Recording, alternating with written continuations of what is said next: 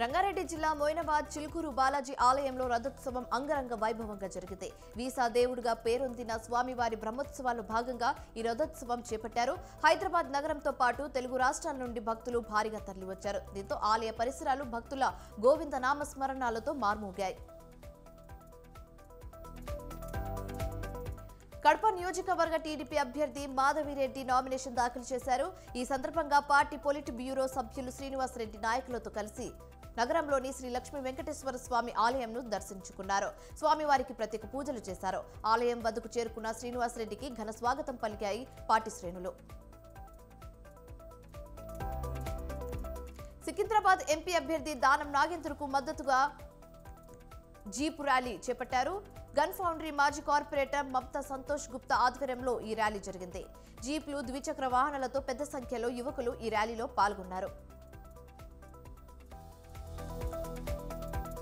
ఉస్మానియా యూనివర్సిటీలో తక్ష్ పేరుతో ఫౌండేషన్ డేను 3 రోజులు నిర్వహిస్తున్నట్లు వీసీ ప్రొఫెసర్ రవీందర్ తెలిపారు. తొలి రోజు ఓయూ ఇంజనీరింగ్ కళాశాల నుంచి ఆర్ట్స్ కళాశాల ఫైనల్ వరకు 2K రన్, రెండో రోజు ఓపెన్ డేగా డిక్లేర్ చేయడం జరిగిందన్నారు.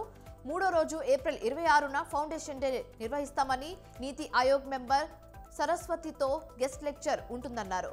తక్ష్ అనగా కొత్త ఆవిష్కరణలకు వేదిక అన్నారు రవీందర్. విజయవాడ వన్ టౌన్ లో పోలీసులు ఫ్లాగ్ మార్చ్ నిర్వహించారు. రథం సెంటర్ నుండి బయలుదేరిన ఈ మార్చ్ ఇస్లాంపేట్ వరకు సాగింది. పారామిలిటరీ సిబ్బందితో పాటు స్థానిక పోలీసులు ఈ మార్చ్ లో పాల్గొన్నారు.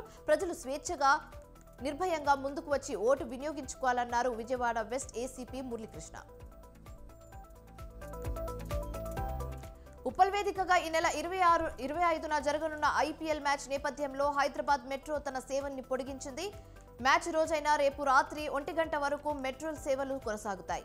రాత్రి 12 గంటల 15 నిమిషాలకు చివరి ట్రైన్ ప్రారంభమై 1 గంట 10 నిమిషాలకు గమ్యస్థానం చేరుకుంటుంది. ఉప్పల్ స్టేడియం ఎన్జీఆర్ స్టేషన్లో మాత్రమే ప్రవేశానికి అనుమతి. Economic meals for general coach passenger పేరుతో విజయవాడ రైల్వే అధికారులు కొత్త పథకాన్ని తీసుకొచ్చారు.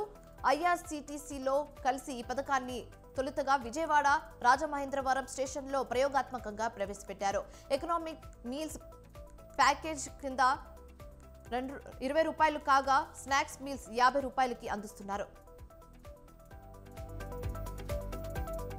అత్యంత తేలిక బుల్లెట్ ప్రూఫ్ జాకెట్ సిద్ధమైంది. Defence research and development organisation DRDO దీన్ని అభివృద్ధి చేసింది.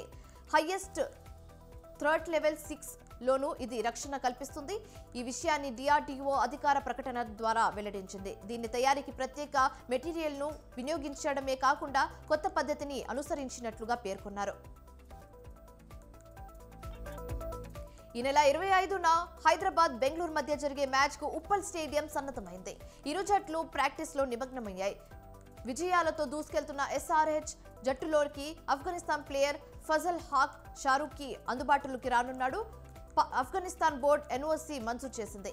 బెంగళూరుతో తలపడే మ్యాచ్ లో SRH తుది జట్టులో షారూక్ కి ఛాన్స్ దక్కే అవకాశం ఉంది.